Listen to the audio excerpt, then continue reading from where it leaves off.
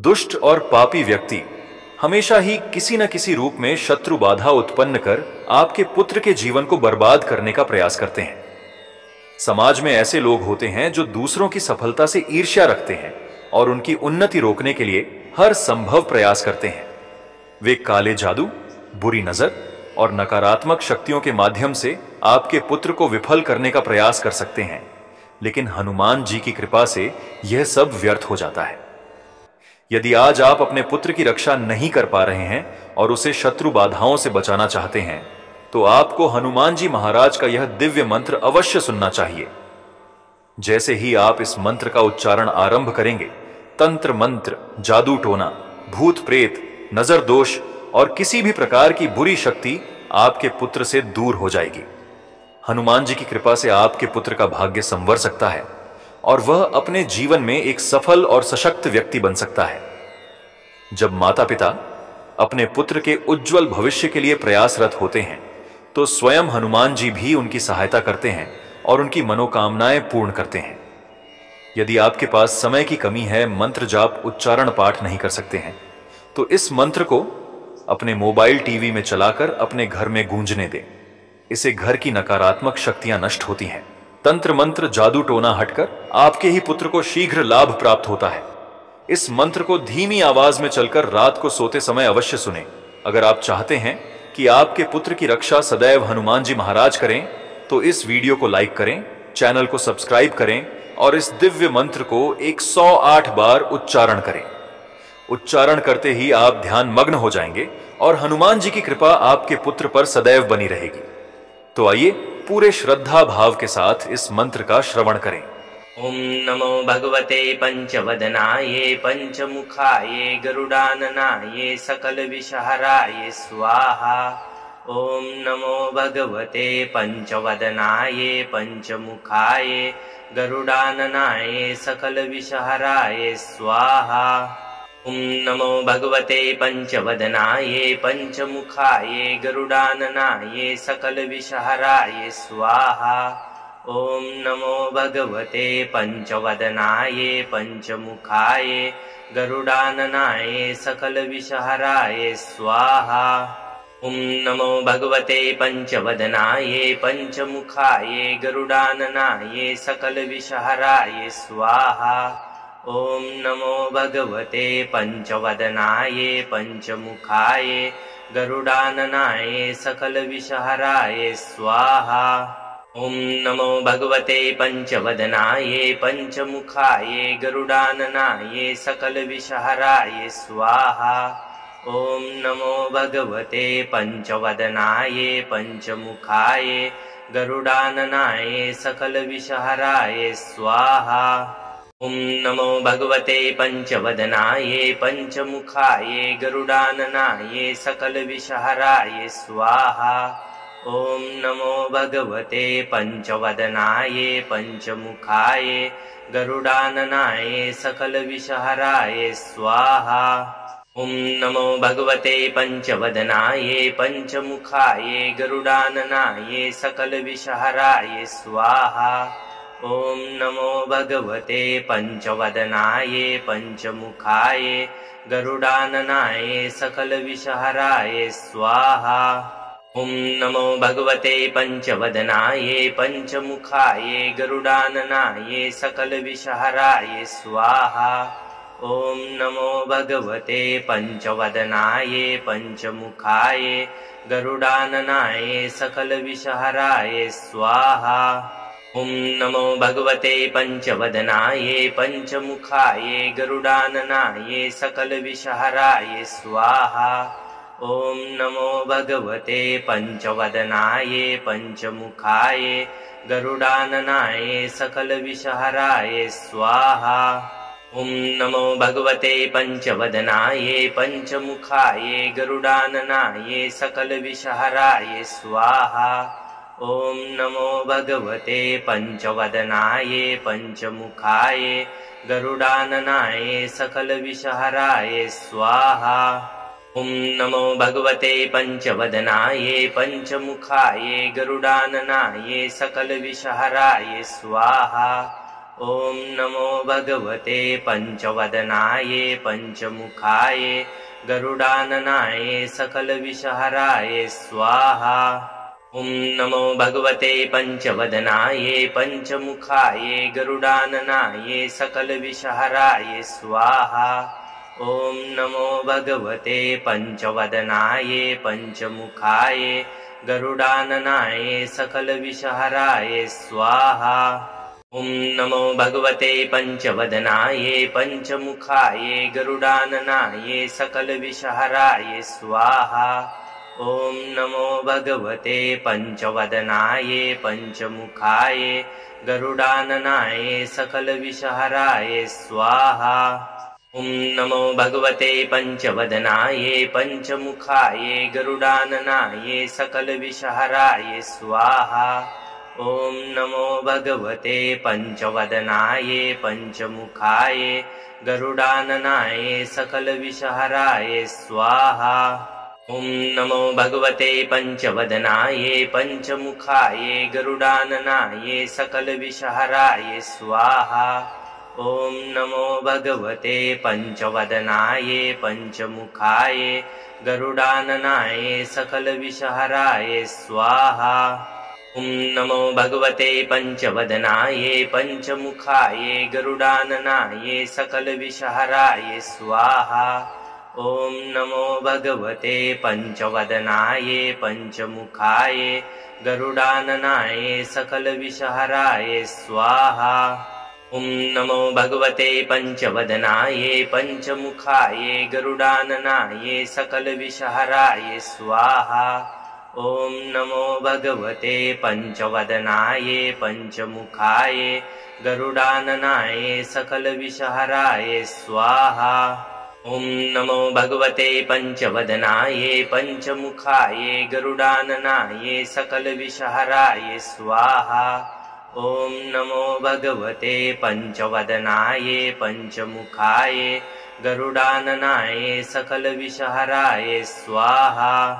ॐ नमो भगवते पञ्चवदनाय पञ्चमुखाय गरुडाननाय सकलविषहराय स्वाहा।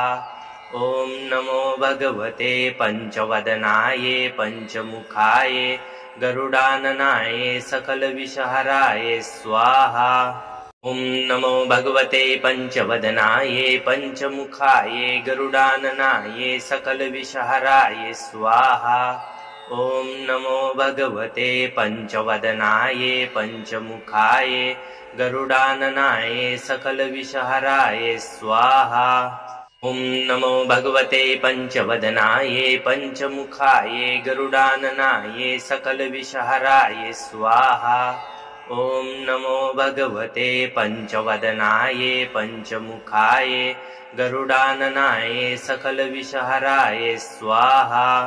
ॐ नमो भगवते पञ्चवदनाय पञ्चमुखाय गरुडाननाय सकलविषहराय स्वाहा।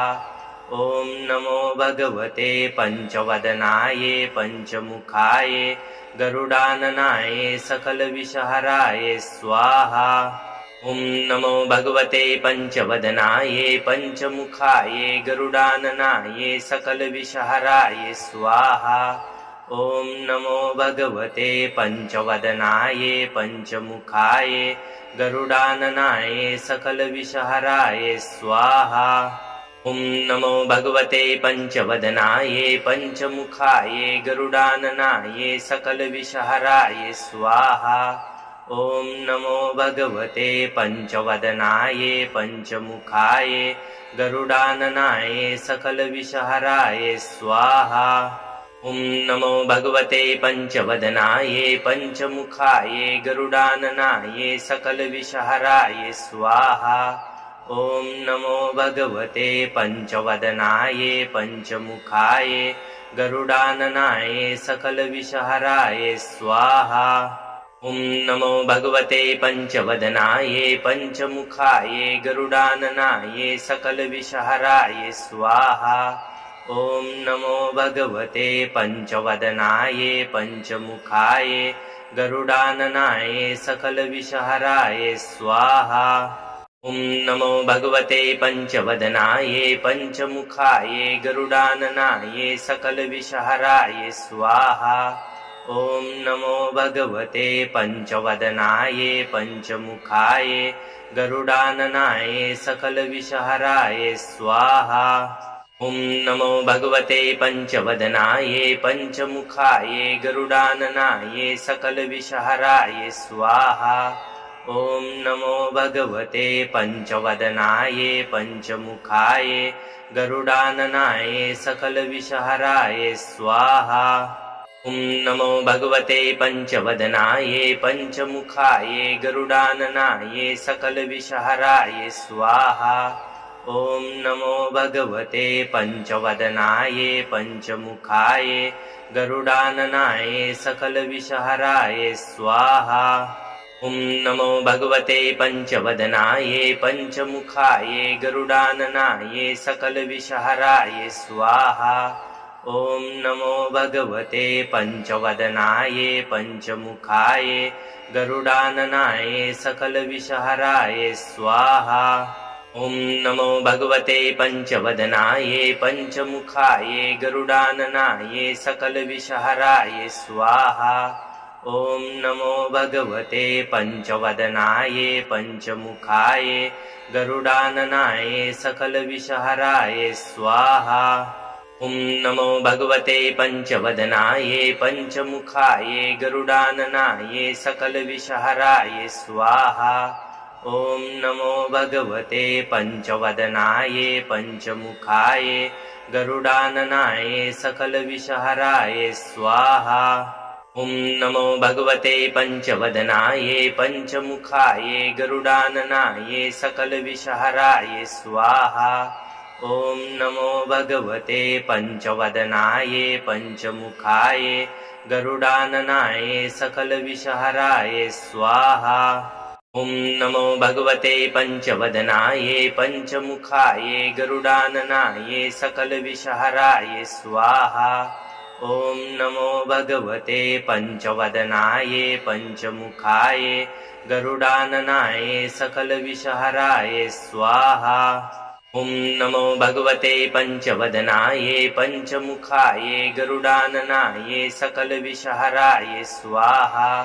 ॐ नमो भगवते पञ्चवदनाये पञ्चमुखाये गरुडाननाये सकलविषहराय स्वाहा। ॐ नमो भगवते पञ्चवदनाये पञ्चमुखाये गरुडाननाये सकलविषहराय स्वाहा। ॐ नमो भगवते पञ्चवदनाये पञ्चमुखाये गरुडाननाये सकलविषहराय स्वाहा। ॐ नमो भगवते पञ्चवदनाये पञ्चमुखाये गरुडाननाये सकलविषहराय स्वाहा। ॐ नमो भगवते पञ्चवदनाये पञ्चमुखाये गरुडाननाये सकलविषहराय स्वाहा। ॐ नमो भगवते पञ्चवदनाये पञ्चमुखाये गरुडाननाये सकलविषहराय स्वाहा।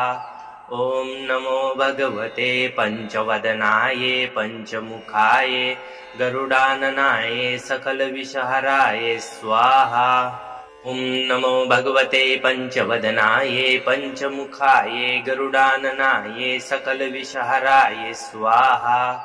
ॐ नमो भगवते पञ्चवदनाये पञ्चमुखाये गरुडाननाये सकलविषहराय स्वाहा। ॐ नमो भगवते पञ्चवदनाये पञ्चमुखाये गरुडाननाये सकलविषहराय स्वाहा। ॐ नमो भगवते पञ्चवदनाये पञ्चमुखाये गरुडाननाये सकलविषहराय स्वाहा। ॐ नमो भगवते पञ्चवदनाये पञ्चमुखाये गरुडाननाये सकलविषहराय स्वाहा। ॐ नमो भगवते पञ्चवदनाये पञ्चमुखाये गरुडाननाये सकलविषहराय स्वाहा।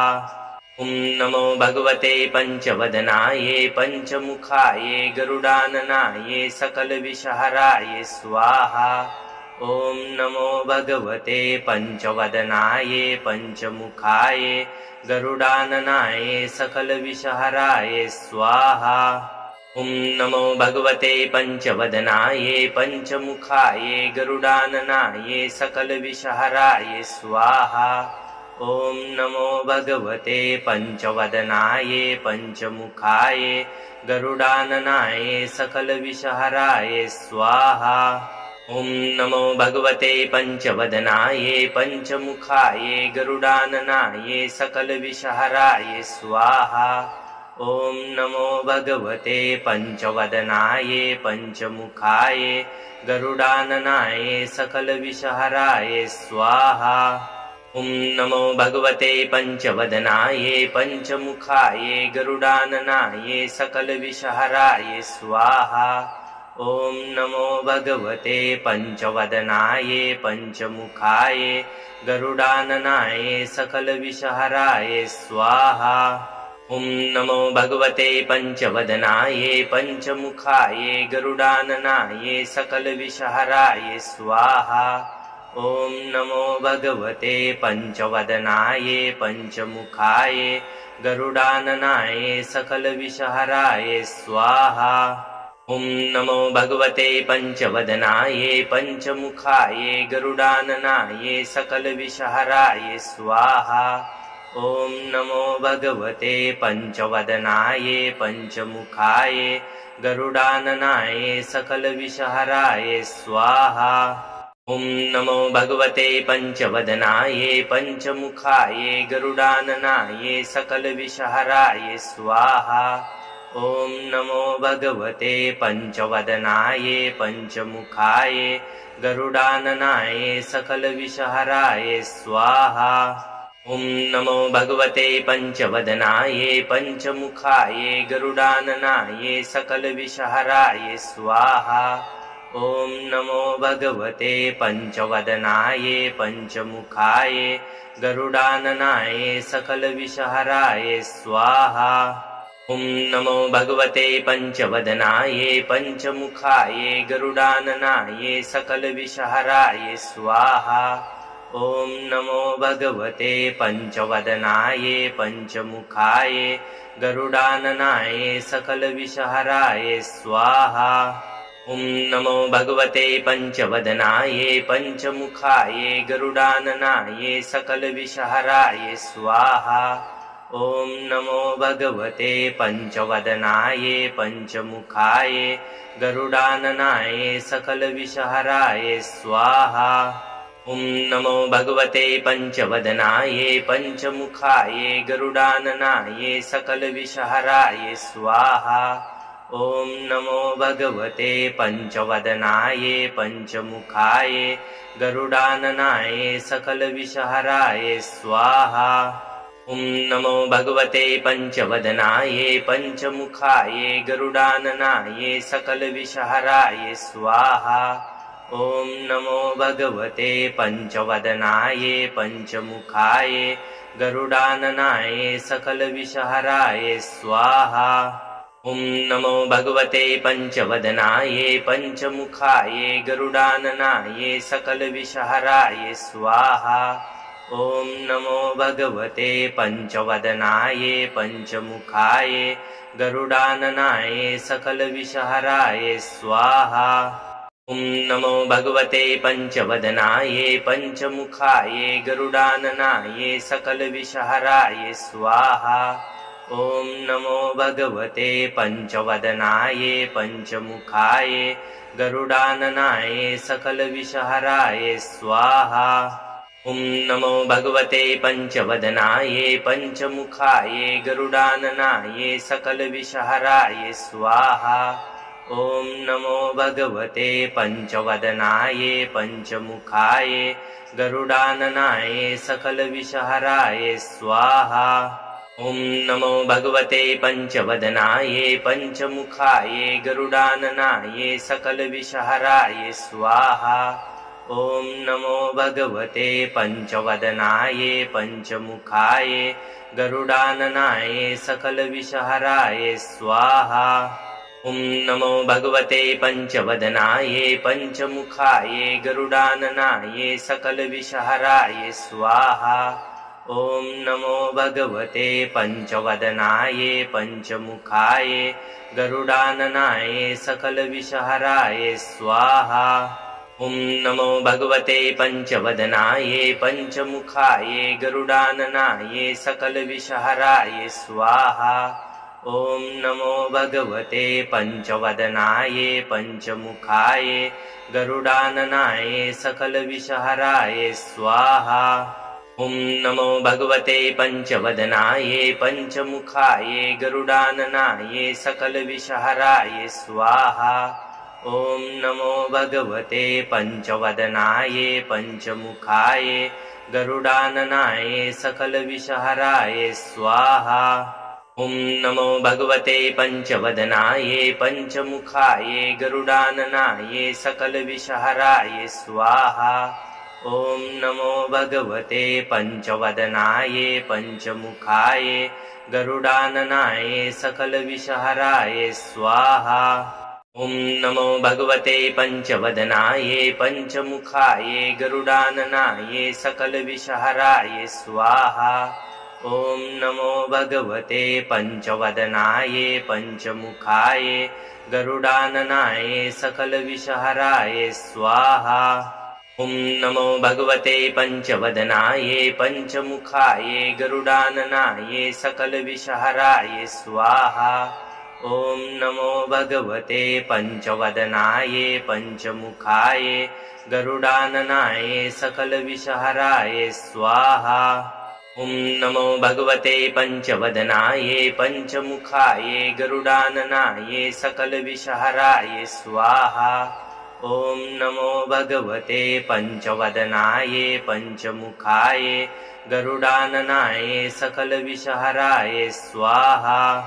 ॐ नमो भगवते पंचवदनाय पंचमुखाय गरुडाननाय सकलविषहराय स्वाहा। ॐ नमो भगवते पंचवदनाय पंचमुखाय गरुडाननाय सकलविषहराय स्वाहा।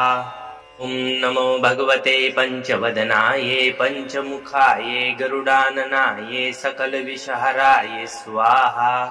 ॐ नमो भगवते पंचवदनाय पंचमुखाय गरुडाननाय सकलविषहराय स्वाहा।